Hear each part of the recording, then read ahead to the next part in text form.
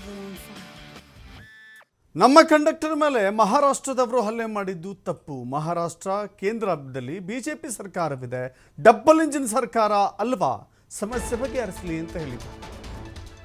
ನೋಡಿ, ಮಹಾರಾಷ್ಟ್ರದಲ್ಲೂ ಕೂಡ ಬಿಜೆಪಿ ಸರ್ಕಾರ, ಕೇಂದ್ರದಲ್ಲೂ ಬಿಜೆಪಿ ಸರ್ಕಾರ, ಡಬಲ್ ಇಂಜಿನ್ ಸರ್ಕಾರ ಅಲ್ವಾ, ಸಮಸ್ಯೆ ಬಗೆಹರಿಸಲಿ ಅಂತ ಹೇಳಿ ಮಲ್ಲಿಕಾರ್ಜುನ ಖರ್ಗೆ ಕೇಂದ್ರದತ್ತ ಜೊತೆಗೆ ಮಹಾರಾಷ್ಟ್ರ ಸರ್ಕಾರದತ್ತ ಬೆಟ್ಟು ಮಾಡಿದ್ದಾರೆ.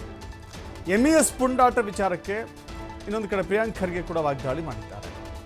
ನಾನು ನಮ್ಮ ನೆಲ ಜಲ ಗಡಿ ವಿಚಾರದಲ್ಲಿ ಬದ್ಧರಾಗಿದ್ದೇವೆ. ಬಿಜೆಪಿಯವರು ನನ್ನ ರಾಜೀನಾಮೆ ಎಷ್ಟು ಬಾರಿ ಕೇಳ್ತಿದ್ದಾರೆ. ಕಲಬುರಗಿಯಲ್ಲಿ ನಡೆದ ಹೋರಾಟಕ್ಕೆ ವಿಜಯೇಂದ್ರ ಯಾಕೆ ಬರಲಿಲ್ಲ? ನನ್ನ ಅವರ ಮಧ್ಯೆ ಯಾವ ಒಳ ಒಪ್ಪಂದವೂ ಇಲ್ಲ, ಇದ್ರೆ ಅದನ್ನು ಬಹಿರಂಗಪಡಿಸಲಿ ಅಂತ ಹೇಳಿ ಪ್ರಿಯಾಂಕ್ ಖರ್ಗೆ ಸವಾಲಿಸ್ತಿದ್ದಾರೆ.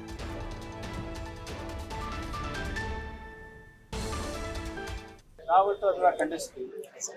ಬೆಳಗಾವಿ ಬಗ್ಗೆ ಯಾರು ಪುಂಡಾಟಿಕೆ ಮಾಡೋ ಅವಶ್ಯಕತೆ ಇಲ್ಲ.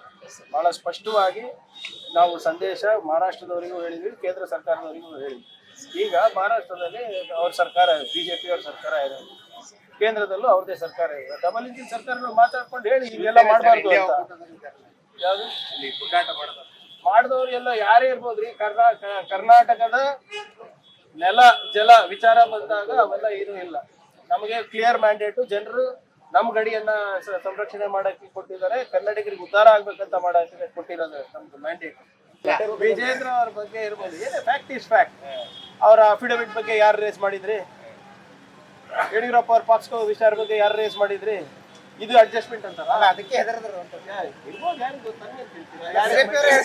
ಬಿಜೆಪಿ ಕೇಳಿ ನೋಡಿ. ಬಿಜೆಪಿ ಅವರೇ ಅವರು ಅಸಮರ್ಥರು, ಅವ್ರ ನಾಯಕತ್ವದಲ್ಲಿ ಬಿಜೆಪಿ ಉಳಿಯಲ್ಲ, ಯಡಿಯೂರಪ್ಪ ಅವ್ರು ಯಾವ ಸ್ಟೇಜು ಹತ್ತಬಾರ್ದು ಅಂತ ಬಿಜೆಪಿ ಅವ್ರು ಹೇಳಿದ್ದು. ಬಿಜೆಪಿ ಅವ್ರ ಪ್ರಶ್ನೆಗೂ ನಾನೇ ಉತ್ತರ ಕೊಡ್ಬೇಕಂದ್ರೆ ಹೆಂಗೆ ಸರ್?